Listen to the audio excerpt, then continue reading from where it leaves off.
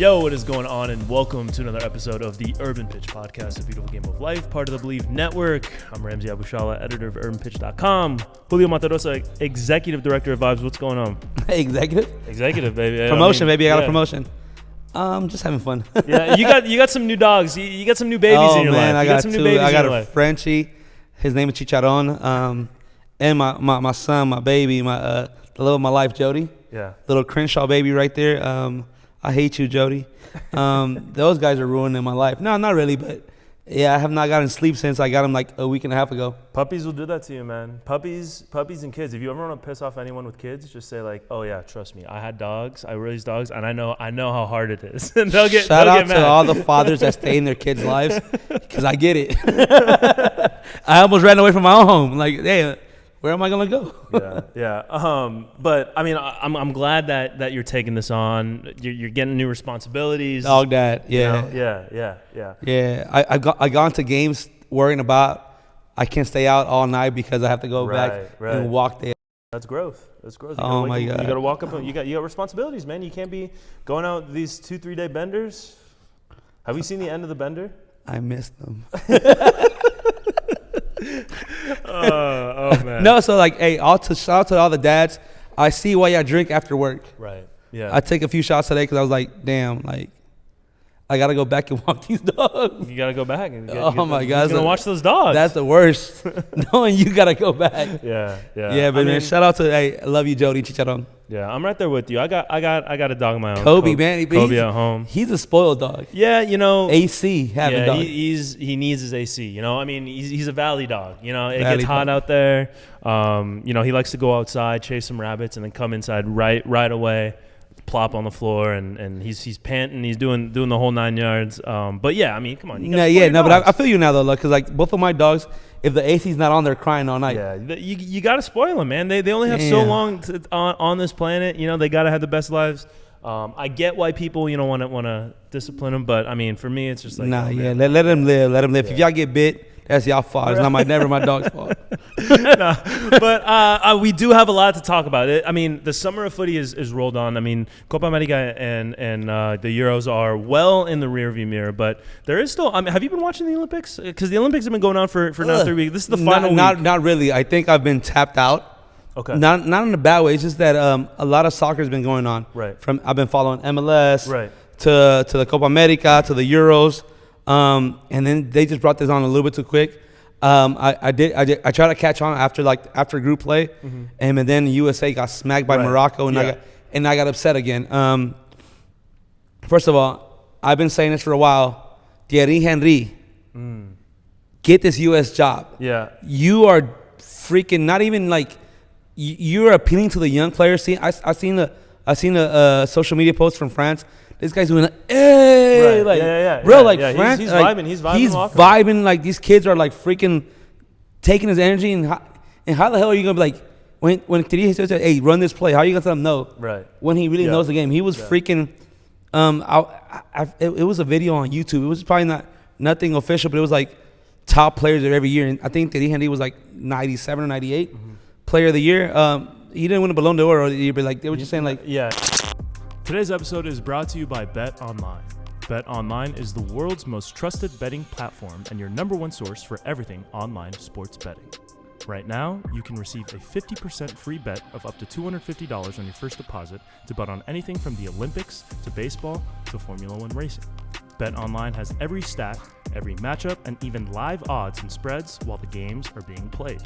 When the game's over, head on over to our online casino and get in on a game of blackjack or poker or unwind with one of our over 150 slots games. Head to the website today to get in on the action. Use promo code BELIEVE, that's BLEAV, for your 50% free bet credit on your first deposit up to $250. Bet Online, the game starts here. There is a lot of people that say that he deserved to win a Ballon d'Or. He's like one of the best, probably one of the best players that never win exactly. A So like, so how these kids, and not kids, they're grown men now.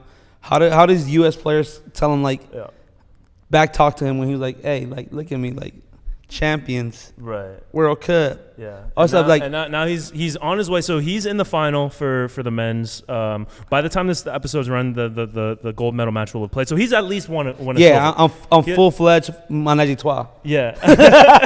Yo.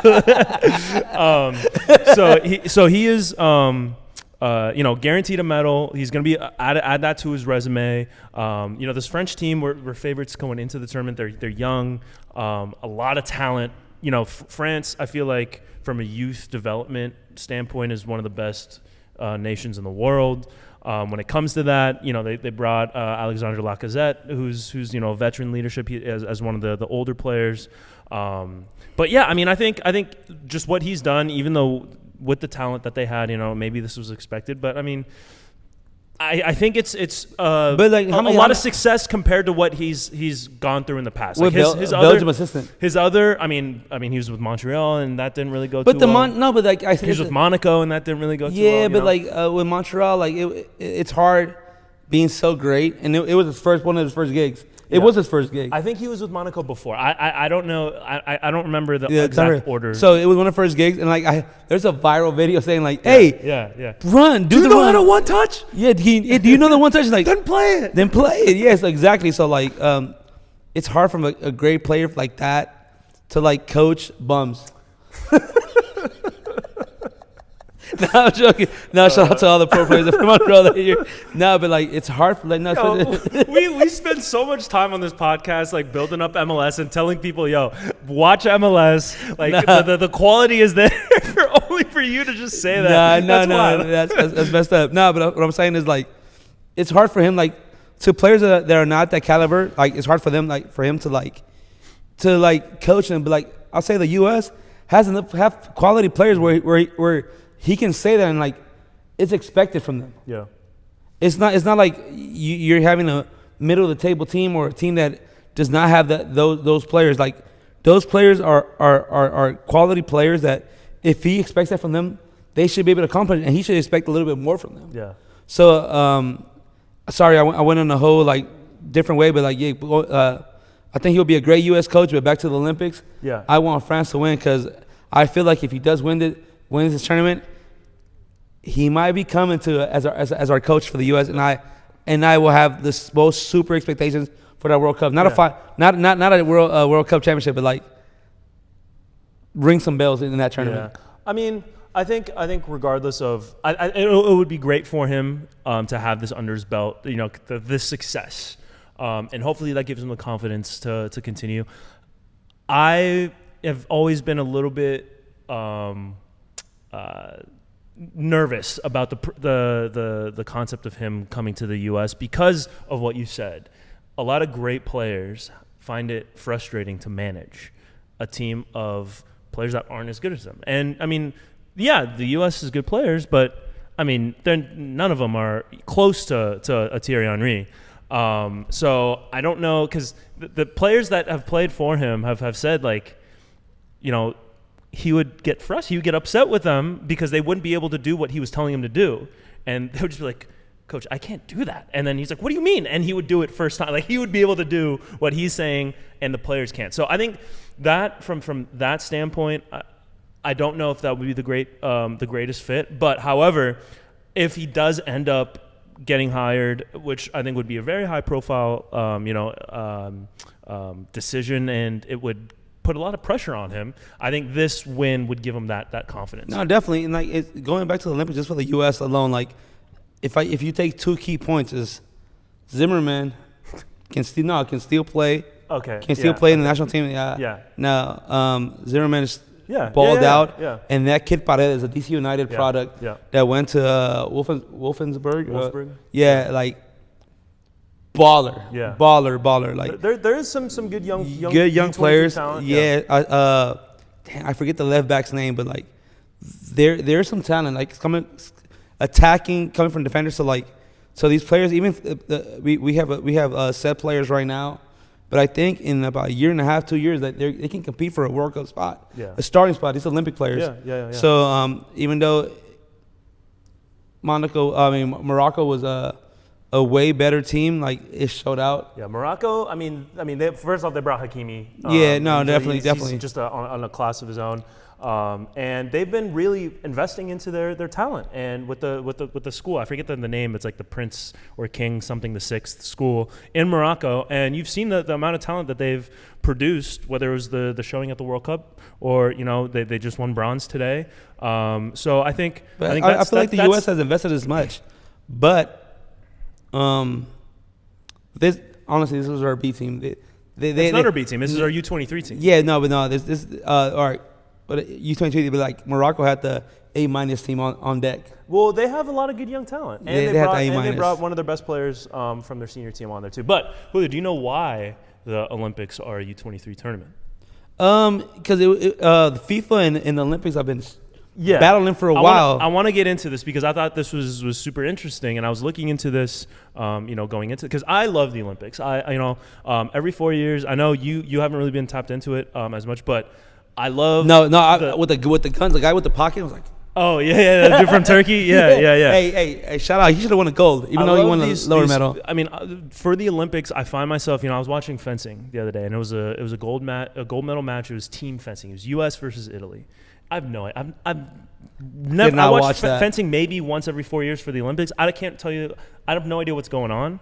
So like the first 5 minutes, I was like, oh my, I have no idea what's going on. But it was a gold medal match, so I was like, tune in. And then 5-10 minutes in, I'm like, yo, why isn't she doing that? Like, I was. You get into these things. If you ain't getting stabbed, I ain't trying to see it. And it's really cool for things like this. Track and field is something that I was, Quincy, the 400-meter final. Sha'Carri got that race stolen. Yeah, she wasn't able to warm up, but I was reading that there was a rule that if you can't come in with the team bus, you have to. But she wasn't staying in the village, so they. Oh, she fancy. She's Sha'Carri. Come on now. Yeah. And so her and Sherry-Ann Fraser-Price. She said, "Fuck that, I'm not running." Right. Which good for her. Sha'Carri already missed an Olympics, so she wasn't gonna miss another one. Yeah. But bronze medal is better than no medal. Yeah. Would she win bronze or silver? I thought she was silver. Oh, silver. So yeah, silver. Yeah. But the 400-meter final, I don't know if you saw Quincy Hall run that final leg. That was crazy. That got me out of my seat. I had goosebumps, watching the replay even. So I love the Olympics, the pageantry, all of this. I turn into a mega patriot, USA. Yeah, USA. I'm rocking the USA kit because Shout out to I forget what sport, but shout out to the Guatemalan person that gold for the first time for Guatemala. Oh, okay. So that's what I watch it for. And then countries like that, the Philippines. I'm half Filipino. The Philippines, we got a handful of medals, a couple golds in gymnastics, in boxing as well. So it's super cool to see this level of athleticism that you don't really get to see because I know people are fans of track and field, and there are a lot of, especially in Europe, especially overseas, but. I don't ever get to watch these athletes. I was watching the Netflix documentary on sprinting and that whole scene. I just got into it yesterday. Dude, it's good. Yeah, it's really good. And it, I was happy I did because, it kind of got me into the track because I always watch the track. Shout out to the Jamaicans. Y'all fast. But not this year. The Jamaicans are messing up. Oh, Jamaicans are messing up. So Sherry-Ann couldn't run the 100. Shericka Jackson, who's one of the fastest women in the world right now, she pulled out of her events. So it was not and then the 4x100 team, the men's 4x100 team lost. Anyways, we're going very roundabout way to say, but football and the Olympics have a long history together, starting from I think 1900 was the first time soccer was part of the tournament. It was all amateurs, right? All the Olympics, and you've seen this in whether it's boxing, whether it's basketball. The basketball was thrown out. The USA was throwing out their college I saw the kids. Roy Jones Jr. documentary about boxing. How he got stolen with the medal. Up until 1984. So prior to 1984, it was amateurs only. And then they started to allow professionals in, and FIFA and the International Olympic Committee, the IOC, were kind of butting heads because they're the competing entities. Yeah. FIFA organizes. They don't have anything to do with the Olympics. The IOC is the kind of the boss of this. They're the ones that are running things, which is why you see on the soccer jerseys they have different logos, right? So they don't have this USA. I like the Olympics USA jersey. So instead of the USA crest, it's the same design and everything. They just don't have the crest and it says USA. Some of the Adidas jerseys they take out the stripes. They make the Adidas logo a little bit smaller because the IOC has different rules about logos. So it's basically two differing entities that are putting these together, and FIFA didn't want the Olympic soccers with the professional players to directly compete with the World Cup. So you saw at first in '84 the FIFA said, okay, senior players can go, but if you're a CONMEBOL or a UEFA nation, players that have played in the World Cup are not eligible. So the European and South American teams had to send rosters that had not seen World Cup action. 4 years later, why has El Salvador won a World Cup? I mean, gold medal. Yeah, come on, guys. I mean, this is your guys' tournament here. It should be our tournament. Yeah. Ask Mexico. This is Mexico's tournament. They won in 2012. Yeah, they have like 2 gold medals. Right. 4 years later, they adjusted it a little bit and said that okay, players that have played in the World Cup but haven't played 90 minutes can go from South America and Europe. And then 4 years later, in 88 or 80, so 84. 88, 92 was the first one in Barcelona. That was the first one where they just made it U23. And then 96 is when they made it U23, but you can bring 3 overage. That's Atlanta, right? That was 96 in Atlanta. Shout out to Ruben. He ran track and field for El Salvador. I work with the guy in the after-school program. Oh, yeah. That's dope. And then so 96, they could bring the 3 overage players. That's also the first year that they introduced the women's tournament. So that's Mia Hamm, this is prior to the 99 the golden World era Cup, of women's soccer. And broke the record of the final, the gold medal match broke the record for women's sports viewers, like 70,000, which has obviously since been broken. But that was a major moment to kind of push women's soccer becoming popular in the U.S. And I just saw that the gold medal game for the women's gonna be played at NBC. Oh, so, I mean, yeah, that's on Saturday. So it'll be the U.S. versus Brazil. Marta's gonna come back. That's gonna be her last game in. And Loki, is it bad that I'm American and I want Brazil to win? I mean, for Marta, you want Marta to go on top. Because I remember going to a Souls game. Yeah, LA Soul. That's right. Yeah, and just knowing all we knew was Marta, and I'm like, bro, she's a baller. Yeah. So I honestly, and that was like 20 plus years ago. Hey, if Messi got a good gift going away, give it to Martha. And I really, because I've been watching both the men's and women's tournaments, and the women are coming off of a 2020 Olympics where kind of started their downward spiral. That World Cup was upsetting. They were able to manage a bronze at that World Cup, but it kind of started. The Vlatko Andonovski, the head coach. It felt like from that point on, he was very confused or troubled, or there's an issue with him and the way he was running the team, and it didn't seem like they were playing the fluid, dynamic style of play that he, when he first got brought on, was playing. And then you saw that kind of come to a apex at the 2023 World Cup, where you know what it felt for me like that U.S. Women's World Cup 2023. What I've been saying about Central American teams and like lower levels, like a Costa Rica, that Costa Rica Honduras at a golden era that made World Cups, that made noise in the World Cup. Like I feel like that era that they had of winning a lot, they overused it to the point where like they got to like a Rapinoe should have never been in the World Cup. Yeah, I agree. Alex Morgan, and now you, but she should not have been playing as many minutes. I agree. I think they did that too. I mean, and a lot of that also, like, because they brought Julie Ertz back for that, and they kind of needed Julie Ertz. Because we talked about how like the U.S. didn't have a 5 that was present in right now in the game. Yeah. So, but now I think they brought in a new coach in Emma Hayes, who has a lot of success at the club level with Chelsea. She's won everything there is except for Champions League. They finished runner up.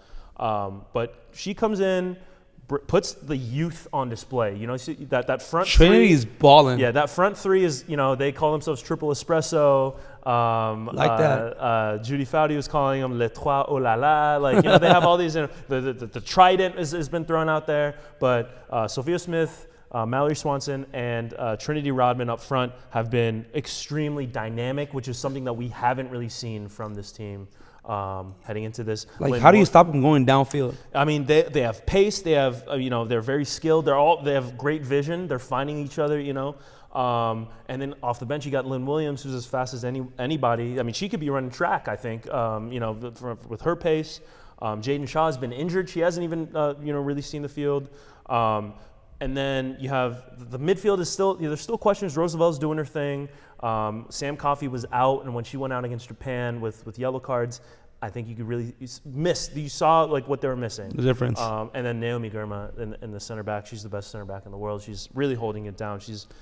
Didn't the coach say she's the best player in the world? She's the best player in the world. Yeah. I mean, with the way she's been playing, the way that, I mean, even at the World Cup, she was just balling out. And I think she's really come onto the scene. She's still very young. I think this is her second or third year as a professional. Come to Angel City. They need you. She's in San Diego, bro. I mean, it's. Hey. Yeah, for real. For real, though.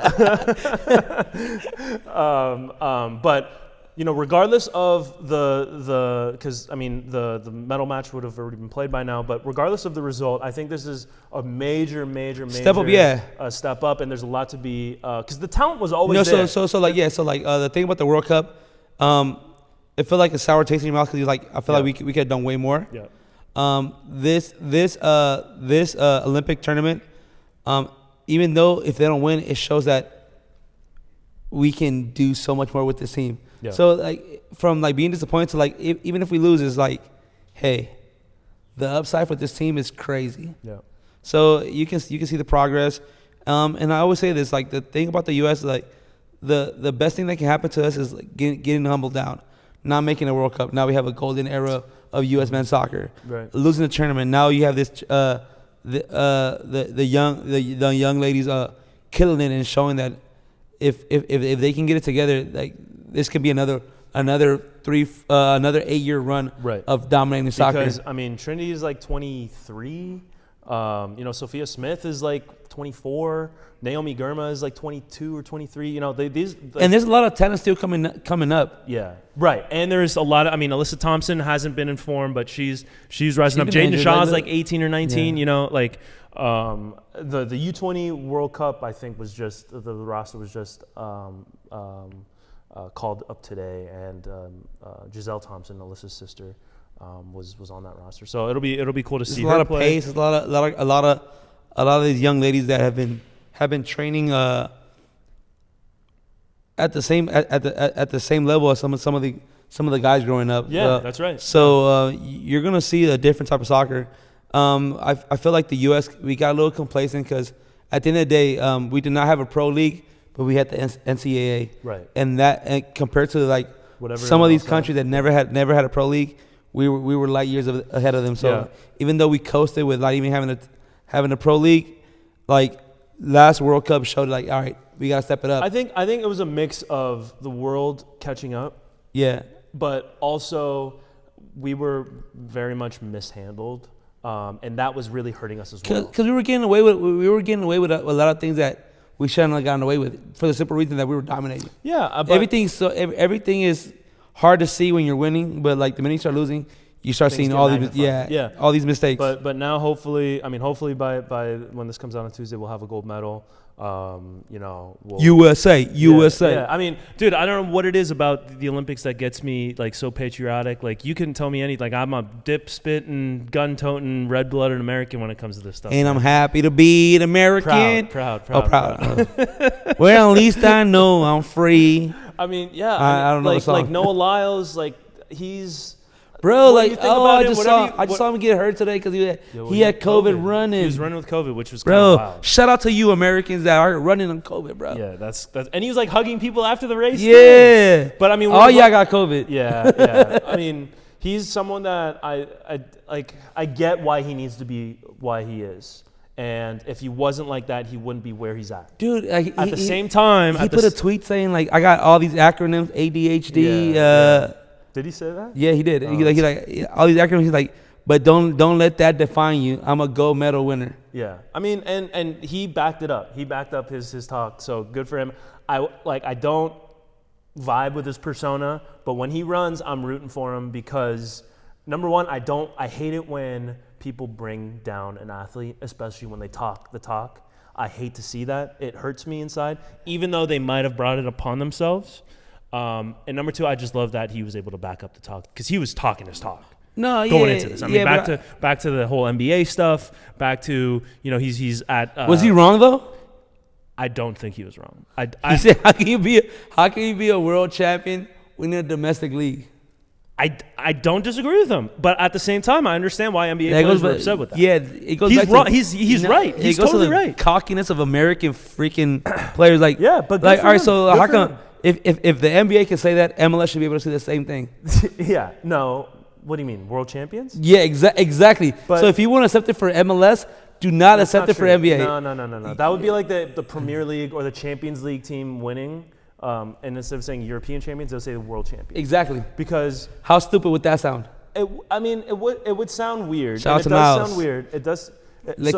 Forget Kevin Durant hitting you up with the burner account. I know. But there's no question that basketball's a little bit different than soccer, in which we have the best NBA league in the world, and then everybody else. There's no other team in a 7-game series. I don't think any team outside of the NBA can beat an NBA team in 10 years. It might happen. Any team in the NBA, I don't think will lose in a series against any. First of all, everybody was stressed out today over freaking USA Serbia. Serbia out here.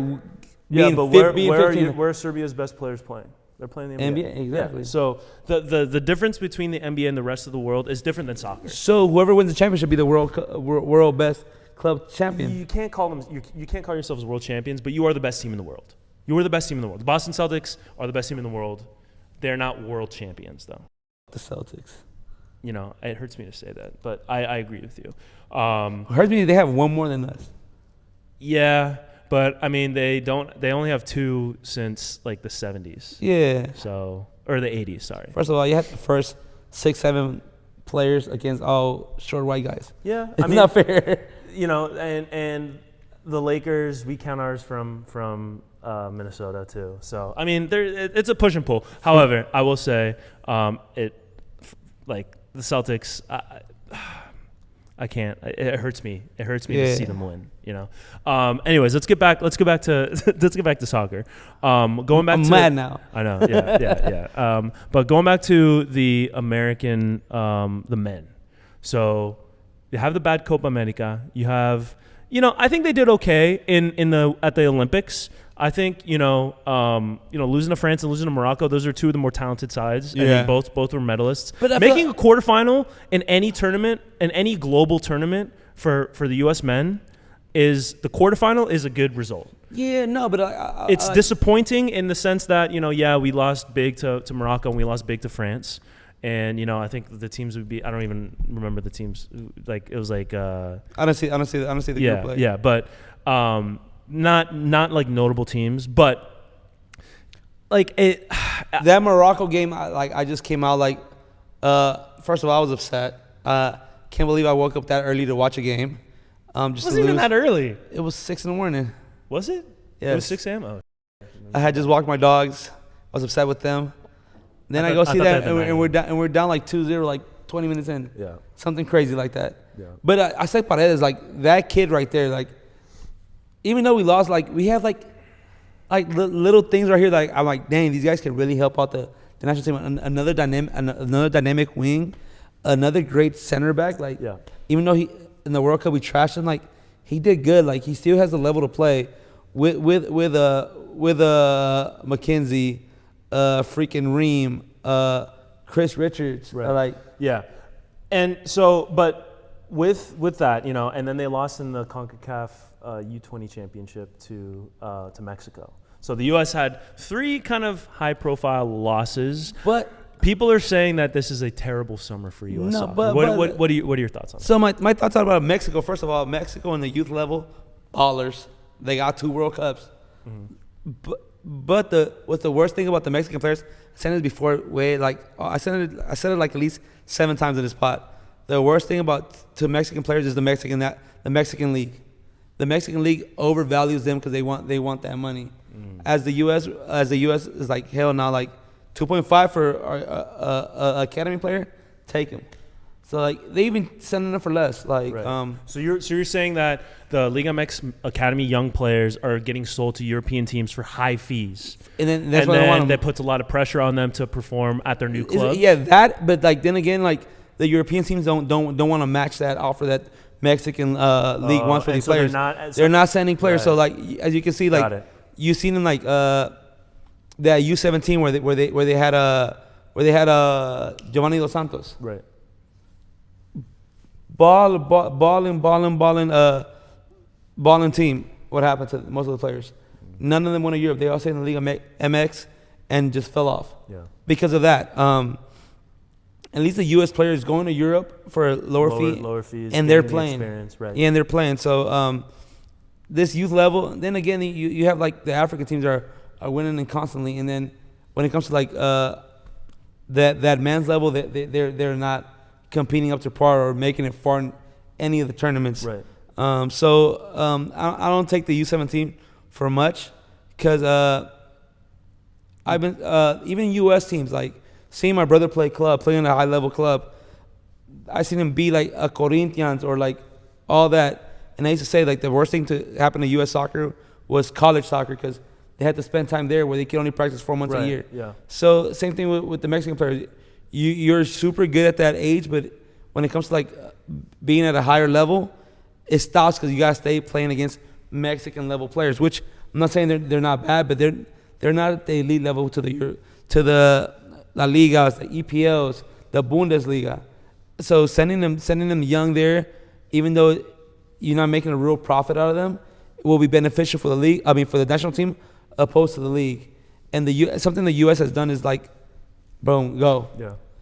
They all try out. LAFC has a partnership with Bayern Munich. They try out for summers, and they keep a player or two every summer. So that doesn't benefit LAFC at all. Because I don't think they make a big enough fee for them to pay for what they invested in these players. Mm. But like it brings progress to U.S. soccer, and that's what Mexico is lacking. I mean, that's an interesting argument, and I think a lot of people have that same sentiment. But we were talking about the U.S.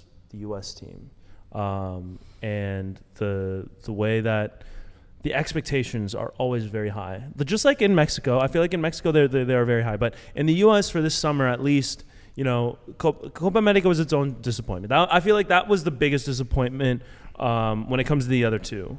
Because Canada made it to semifinals and we didn't. Right. And I mean, Canada had an easier run, but we didn't even make it out of the group. But Canada and we were the had first MLS players. Yeah, but I mean that's mostly MLS players. That has nothing to do with the fact that they had a more a better well-rounded draw than us. team. They had a better draw than us as well. Like their group was tough. They had a very tough group with Peru and Chile and Argentina. But once they got into the knockout, they're playing Venezuela. We didn't even make it out of our group, so we can't even talk. So like, you know what I'm saying? But we would have had Uruguay Uruguay was in our group. We would have had Colombia or Brazil, which I mean is obviously a much more difficult opponent. But that was a disappointment. But I think out of this summer, it could be another turning point for this team. We're gonna get a new coach. The players kind of have looked themselves in the mirror after this performance, where maybe they're not getting they're not patting themselves on the back as much as they used to be. You're not the golden kids anymore. Yeah, before even at the World Cup, the 2022 World Cup, they exited earlier than maybe a lot of people would have wanted them to, but they still had a lot to congratulate themselves about. Netherlands played balled out. The Netherlands are a tough team. We drew against England. We had a great goal against Iran. They had a lot of stuff to kind of pat themselves on the back about and kind of be complacent about. Now it's like, there's no constructive, positive takeaways from these kids are men now. And that's like the hard part. Like, when does potential become like execution? Right. Yeah. They need to start executing sooner rather than later, because there's 2 years now. There's only 2 years. Since that missed 2018 World Cup, we've been talking about, look at these kids. Yeah. They're playing in the Bundesliga. They're playing in the EPL. Gio Reyna, come on, bro. Yeah. Figure it out. There's 2 teams that don't want you anymore. Yeah. What are we doing? Are we coming back to the MLS, or are we gonna stay in Europe? And he's not coming back. No, that's what I'm saying. But I'm saying that's what people are talking about now. Yeah. About him. And I feel like Gio's it's a great talent. He's only 22, 23. But at that point, you gotta start making like at least like constant appearances for your team. Right. And I know from reports of what happened previous to the last coach, I know Dad is running your career. Right. And but at this point, like, be your own man and figure it out. Because if you ball out like everybody expects you to ball out, this U.S. team is gonna be super scary. Yeah. I agree. I think that there's a lot to look forward to as a U.S. soccer fan. I mean, we got a gold medal match here on Saturday. Hopefully, the ladies better win it. Yeah. But I wish that Martha. It's a win-win. It's a win-win. It's a win-win for me. Honestly, like a silver medal here, you did better than you did 4 years ago. You did one step better than bronze. Y'all can win the gold next tournament because I know y'all gonna be there. But you get to have Marta go out on top. You know? Yeah, like I want the Messi story to be Martha's story. To be Marta, yeah. Shout out to Marta. I'm glad that because she got suspended, kind of a very harsh ruling. It was a yellow. It was a red, bro. She came in high. It was a red with a 1-game suspension, and they threw another match in there, and I'm glad Brazil was able to beat France. And I think it was a little bit of home cooking because they had France in that next game. So I'm glad ball don't lie. Marta is in the final where she deserves to be. She's earned it. So either way. I'm like I said, I'm straight up U.S. guy, so I'm going for U.S. I'm taking a shot either whoever scores, Brazil or U.S. Yeah, I hope they go to penalties. Make it dramatic. Wow. Make it dramatic. No, actually, I can't watch penalties, dude. I get too nervous. I missed the penalty to go to nationals. It's okay. Ugh, man, I can't imagine how they do it. I'm watching, like, my palms are sweaty, dude. Imagine how Mom spaghetti. For real. Anyways, you got anything else? Anything else you want to shout out before we wrap? Giroud, bro, what a presence! Okay, all right, let's hear it. Freaking presence! I went to the Nations League yesterday. Leagues Cup. I know Nations League, whatever cup is called. Does anybody care about Leagues Cup? Hell no. Yeah, okay. It was probably like at least 300 people there. yeah. But I went because a friend wanted to go. Yeah. So I go and then I just see this guy dude. Aura about him. Like, we met him at the AC Milan. Right. Yeah. But like all of a sudden, he looks 2 years younger. Coming to LA really does something to a guy. You got that Botox. Probably Dr. Miami before he got here. But yeah, dude, what a presence. Yeah. Looks like he's in great shape. And then all of a sudden he comes in and there's Griezmann rumors coming to LAFC.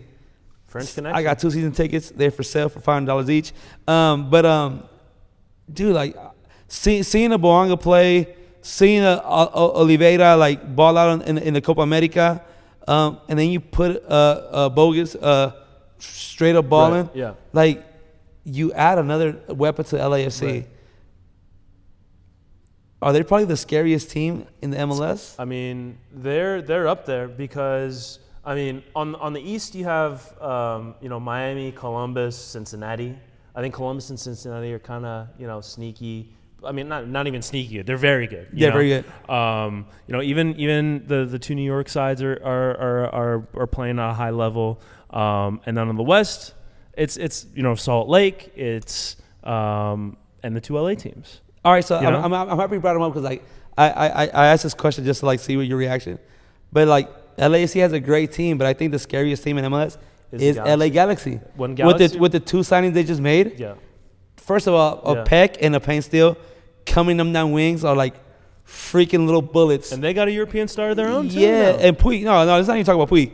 Puig is literally I saw a pass. I saw the pass. Puig, whatever.